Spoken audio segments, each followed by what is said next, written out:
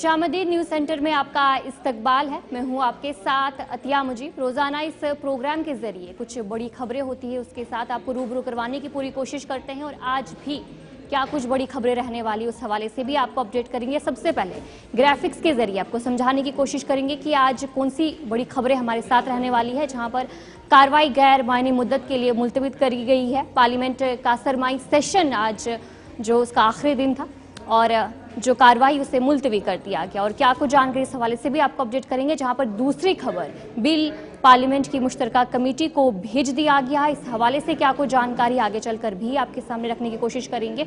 इसके अलावा तीसरी खबर क्या कुछ रहने वाली है, उमर अब्दुल्ला की वज़ीर ख़जाना से जो मुलाकात होगी, जम्मू कश्मीर के कुछ अहम मुद्दे होंगे उन पर बातचीत की जाएगी और मुलाकात कब होने वाली इस हवाले से भी आपको जानकारी देंगे।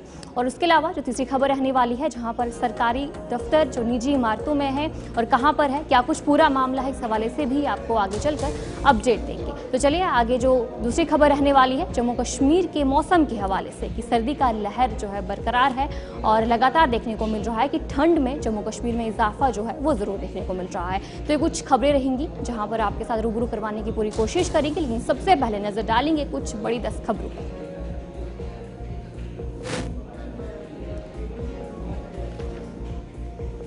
मीरवाइज उमर फारूक को मुसलसल तीसरे जुमा को नजरबंद किया गया, अंजुमन औकाफ ने दी जानकारी।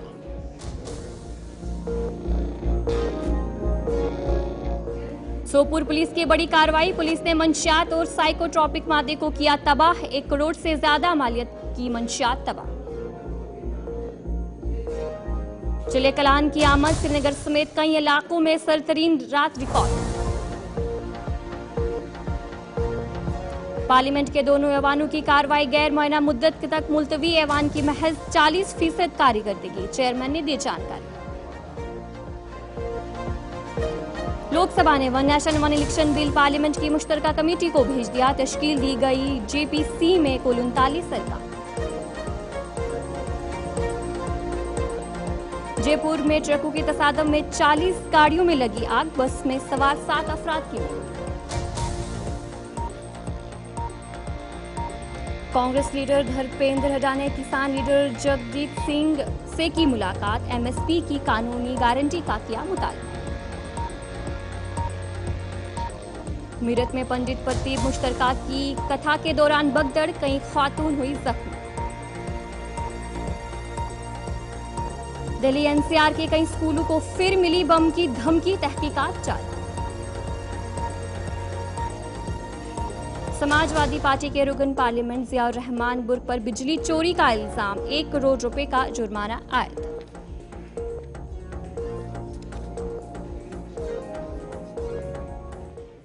तो चलिए थी कुछ बड़ी 10 खबरें, अब दीगर खबरों की तरफ भी रुख करेंगे, जहां पर शुरुआत करेंगे जम्मू कश्मीर के मौसम के हवाले से कि किस तरीके से जम्मू कश्मीर में जो मौसम है लगातार ठंड में इजाफा देखने को मिल रहा है और दूसरी तरफ चिले कलान का आगाज भी देखने को मिला है, जिसके चलते जम्मू कश्मीर, खासकर कश्मीर की बात करेंगे तो वहां पर जो ठंड है काफ़ी ज़्यादा बढ़ रही है। जम्मू कश्मीर में शदीद सर्दी की लहर जो है इस वक्त बरकरार है। मुतअद्दिद इलाकों में पानी की सप्लाई लाइनें भी मुंजमद हुई है ठंड की वजह से, जहां पर 21 और 22 दिसंबर को हल्की बर्फबारी का इम्कान हो सकता है। महकमा मौसमियात की तरफ से जो जानकारी है वो दी गई है, जिस तरीके से देखने को मिल रहा है कि अब चिले कलान का भी आगाज हुआ है, जिसके चलते जम्मू कश्मीर में शदीद सर्दी की लहर जारी है और मगरबी हवाओं का असर मौसम पर नजर नहीं आ रहा है, जिसकी वजह से ठंडी हवाएं मुसलसल चल रही हैं। इसी वजह से रात का दर्जा हरारत -6 से 8 डिग्री तक गिर जाता है। मनफी दर्जा हरारत की वजह से जो पानी है, झील डल है, उसके किनारे मुंजमद हो रहे हैं। और इधर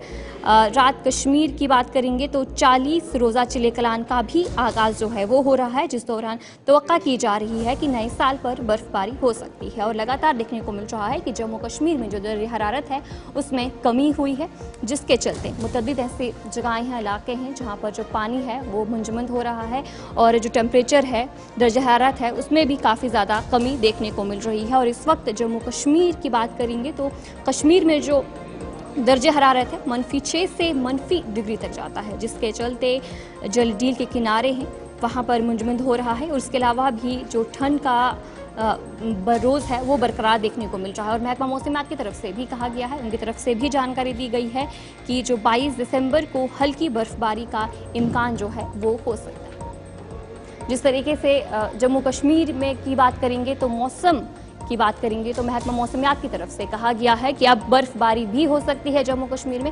और इससे पर हम जानकारी भी लेंगे, हमारे साथ हमारे नुमाइंदे इरफान फासिल ज्वाइन कर चुके हैं। इरफान बताएगा कि लगातार देखने को मिल रहा है कि जो दर्जे हरारत है उसमें कमी हुई है, और खासकर डलझील की बात करेंगे तो वहां पर किस तरीके से टेम्परेचर इस वक्त बना है और सयाहों का कितना रश है वहां।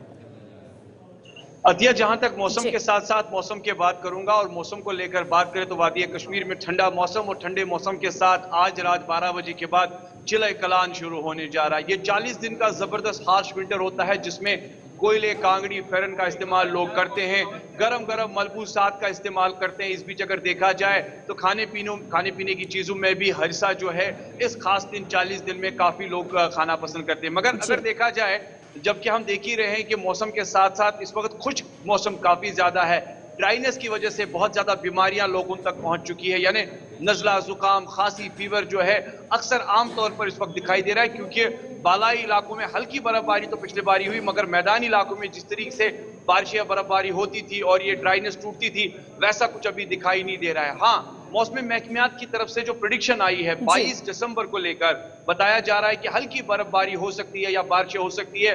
सब लोग इंतजार कर रहे हैं क्योंकि अब पारा जो है 6 से लेकर 8 तक चला गया है। यानी अगर हम देखें तो शहर श्रीनगर में तकरीबन 6.5 टेम्परेचर जो है वो रात का रिकॉर्ड किया गया माइनस। और उसके साथ साथ शुपियन को लेकर बात करूं, पहलगाम, गुलमर्ग, ये ऐसे इलाके हैं जहां पर माइनस काफी ज्यादा बढ़ चुका है और शदीद लहर ठंड की दिखाई दे रही है। इस वक्त मैं डल झील के पास मौजूद हूं।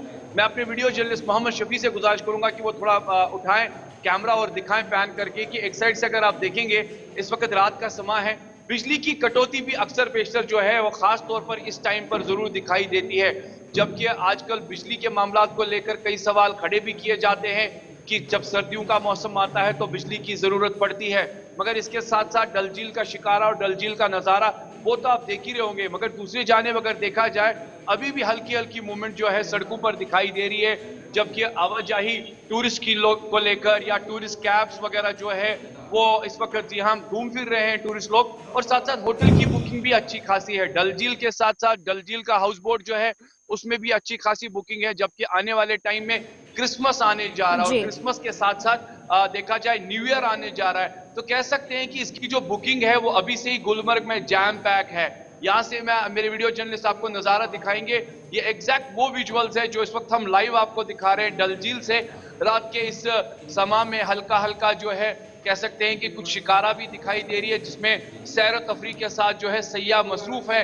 मगर दूसरी जानिब ठंड के मामला को लेकर कांगड़ी कमल का भी इस्तेमाल शिकारा में हो रहा है ताकि टूरिस्ट को अब अच्छी तरीके से हॉस्पिटैलिटी मिले। मगर साथ ही साथ अतिया मैं ये कह सकता हूं कि इस वक्त काफी ठंडा मौसम है और ठंडे मौसम के साथ साथ अगर देखें तो इस वक्त वादी कश्मीर में काफी ज्यादा कहर जो है वो ठंड की तरफ से ठंड बरसा हुआ है, क्योंकि हम देख रहे हैं कि कश्मीर में जो ड्राइनेस चल रही है, जैसे मैंने पहले भी कहा कि लोग काफी इंतजार कर रहे हैं कि बारिशें हो जाए, बर्फबारी हो जाए, जिससे थोड़ा सा इस ड्राइनेस से छुटकारा मिले। मगर सर्दी में इजाफा और ये भी बताया जा रहा है कि आने वाले दिनों में सर्दी और बढ़ेगी, माइनस पारा और चला जाएगा। मगर इस बीच अगर देखें सयाह जो है वो वादी कश्मीर की ओर इस वक्त रुख कर चुके हैं, जिन्होंने गुलमर्ग, सोनमर्ग, पहलगाम का रुख किया है और इन अफरवट पहाड़ियों में। चलिए, बहुत बहुत शुक्रिया इरफान जानकारी देने के लिए। हमारे नुमाइंदे इरफान फासिल आपको तस्वीरें दिखा रहे थे कि डल झील में इस वक्त किस तरीके की सूरत हाल बनी है, जहां पर सयाहों का रश भी लगातार देखने को मिल रहा है। और दूसरी जानिब हमारे साथ हमारे दूसरे नुमाइंदे इशफाक भी ज्वाइन कर चुके हैं। इशफाक बताएगा कि जहां पर जम्मू कश्मीर, खासकर कश्मीर की बात करेंगे तो हर कोई इंतजार कर रहा है कि आखिर बर्फबारी कब होगी, और जिस तरीके से क्रिसमस भी आ रहा है, न्यू ईयर भी आ रहा है, तो सयाहों का कितना रश वहां पर देखने को मिल रहा है।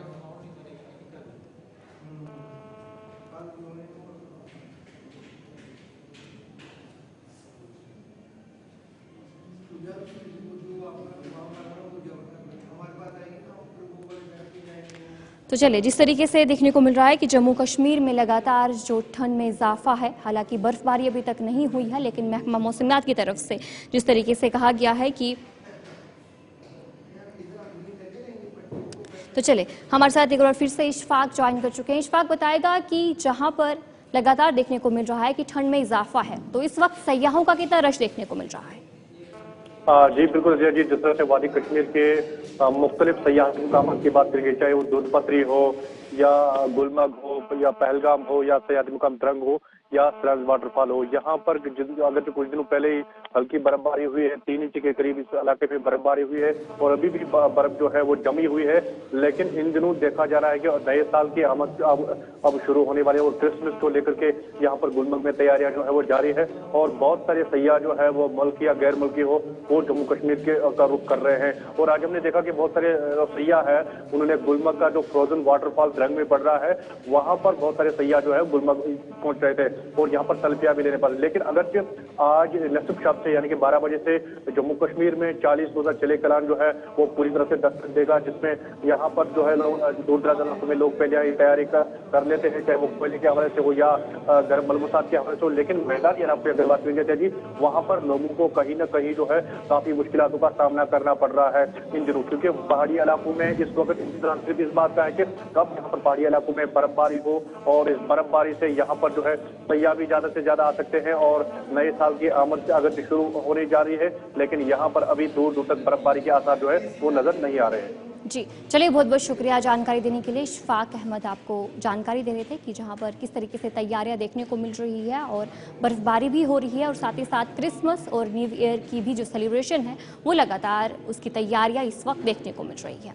तो चलिए अब आगे बढ़ जाएंगे, जहाँ पर पार्लियामेंट का सरमाई सेशन के हवाले से जानकारी देंगे कि जहाँ पर आज क्या कुछ खास रहा है, जहाँ पर दोनों ऐवानों की कार्रवाई जो है गैर मुअय्यना मुद्दत तक मुलतवी कर दी गई है। 25 नवंबर को इजलास जो है वो शुरू हुआ था और ऐवान की बात करेंगे तो महज 40% कारकर्दगी की गई। चेयरमैन की तरफ से जो जानकारी है वो देखने को मिली। पार्लियामेंट का जो सरमाई सेशन था उस हवाले से आज दोनों ऐवानों की कार्रवाई जो है गैर मुअय्यना मुद्दत तक जो मुलतवी है वो कर दी गई है। पार्लियामेंट के जारी सेशन के दौरान अपोजिशन की तरफ से भी जबरदस्त हंगामा देखने को मिला, जिस दरमियान पार्लियामेंट के दोनों ऐवानों की कार्रवाई गैर मुअय्यना मुद्दत तक मुलतवी कर दी गई है। लोकसभा के स्पीकर ओम बिरला ने ऐवान की कार्रवाई गैर मुअय्यना मुद्दत के लिए मुलतवी कर दी है। ओम बिरला ने ऐवान की कार्रवाई शुरू की तो अपोजिशन की तरफ से जो हंगामा है वो देखने को मिला, जहां पर स्पीकर ने वजीर कानून अर्जुन राम मेघवाल से अपनी वजारत से मुतालिक बिल मुश्तरका कमेटी को सौंपे जाने वाले दस्तावेजात में पेश करने के लिए कहा। इसके बाद जैसे ही ऐवान की कार्रवाई शुरू हुई तो अपोजिशन की तरफ से जो हंगामा है वो देखने को मिला। As we conclude this session, coinciding with the 75th anniversary of our Constitution, we face a moment of serious reflection. While our celebration of Samvidhan Divas in the historic Samvidhan Sadan was meant to reaffirm democratic values, our actions in this House tell a different story. The stark reality is troubling. This session's productivity stands at a mere 40.03%, with just 43 hours and 27 minutes of effective functioning. As parliamentarians, we are drawing severe criticism from the people of India, and rightfully so. These persistent disruptions are steadily eroding public trust in our democratic institutions. While we did pass the Oil Fields Amendment Bill and Boilers Bill of 2024 and heard the statement by Honorable Minister of External Affairs on India-China relations, these achievements are overshadowed by our failures. The growing trend of publicizing notices through media before parliamentary consideration and recourse to Rule 267 further मकदम है। तो आगे बढ़ जाएंगे, जहां पर one nation one election bill के हवाले से आपको जानकारी देंगे। लोकसभा ने बिल पार्लियामेंट की मुश्तरका कमेटी को भेज दिया है और साथ ही साथ तश्कील दी गई जेपीसी में कुल 39 अरकान है। 27 अरकान लोकसभा से और 22 राज्यसभा से शामिल है। और one nation one election bill के हवाले से लोकसभा ने बिल पार्लियामेंट की मुश्तरका कमेटी को भेज दिया है। लोकसभा ने आज one nation one election bill parliament की मुश्तरका कमेटी जेपीसी को भेज दिया है। बिल पर गौर के लिए तश्कील दी गई है। जेपीसी में कुल 39 अरकान हैं, जिनमें 27 अरकान लोकसभा से और 12 राज्यसभा से शामिल है। ये अरकान इस बिल में तरामीम से मुतालिक तमाम पहलू पर तफसीली से गौर करेंगे। तमाम पार्टियां इस मुश्तरका पार्लिमानी कमेटी में शामिल होना चाहती थी, जिसके लिए मुतालबा भी किया जा रहा था। हुकूमत ने उनके मुतालबात तस्लीम करते हुए ये फैसला किया और 8 नए मेंबरान का इजाफा किया।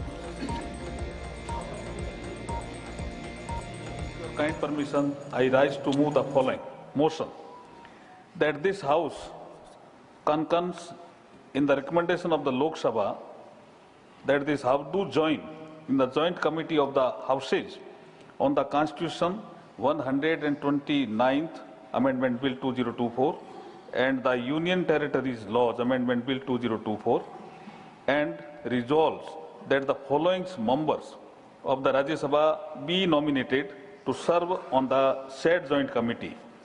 1. Shri Ghanshyam Tiwari. Number 2. Shri Bhuneshwar Kalita. Number 3. Dr. K. Lakshman. Number 4. Kavita Patidar. Number 5th.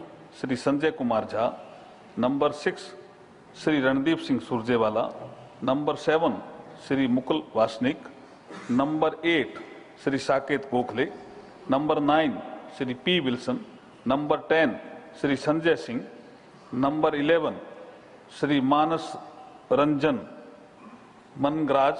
Number 12, Shri V. Vijay Sai Reddy.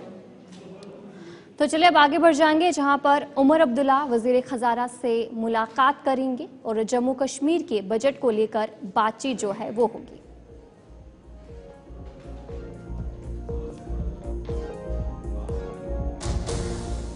Omar Abdullah वजीर खजाना से मुलाकात जो है वो करेंगे और जहां पर जम्मू कश्मीर के बजट के हवाले से बातचीत होगी और बजट में जो है बड़ी सिफारिशात भी हो सकती हैं, जिसकी उम्मीद जताई जा रही है। जहां पर वजीर खजाना निर्मला सीतारमण कल आम बजट से कबल तमाम रियासती वज़रा आला से मुलाकात करेंगी। इजलास 1 फरवरी 2025 को आम बजट पेश करने से कबल तलब किया गया है ताकि तमाम रियासतों के मसाइल को मद्देनजर रखते हुए बजट पेश किया जा सके। जम्मू कश्मीर के वज़ीर आला उमर अब्दुल्ला जो हाल ही में जैसलमेर पहुंचे हैं और वहां पर उन्होंने वज़ीर खजाना से भी मुलाकात कर रहे हैं। इस दौरान पश्मीना सनत पर लगने वाले GST समेत जम्मू कश्मीर के मुख्तलिफ मसाइल पर तबादला ख्याल किया जा रहा है। वज़ीर आला के दफ्तर से ज़राए ने इस बात की तस्दीक की है कि उमर अब्दुल्ला ने पहले भी निर्मला सीतारमण से दिल्ली में मुलाकात की थी, जिस दौरान जम्मू कश्मीर के दरपेश मसाइल से आगाह किया गया था और तकरीबन 600 करोड़ रुपए के इजाफी ग्रांट्स की दरख्वास्त भी की गई थी। याद रहे कि जम्मू कश्मीर की नई हुकूमत के पास वज़ीर खजाना का कलमदान है और गालिबन फरवरी में जम्मू कश्मीर का बजट जो है वो पेश किया जा सकता है।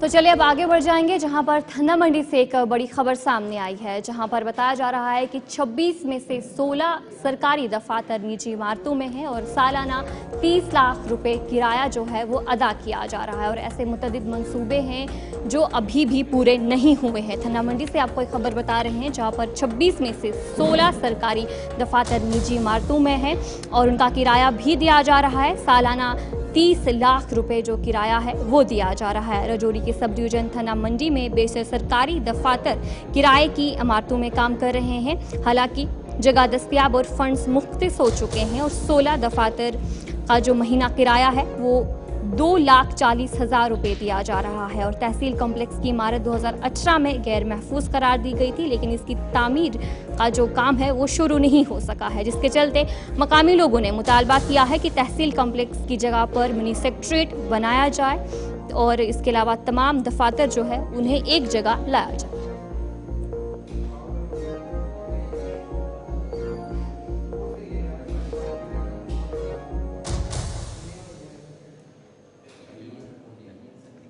मेरी एक मोदबाना गुजारिश है कि मैं आपके माध्यम से बताना चाहता हूं कि 1983 में हमारी थन्ना मंडी में ये जो हमारी तहसील कम्प्लेक्स की बिल्डिंग है ये बनी थी और जितने भी दफातर थे वो सारे इसी के अंदर थे। एक हिसाब का एक मिनी सेक्रेटेरिएट था हमारा थन्ना मंडी के अंदर।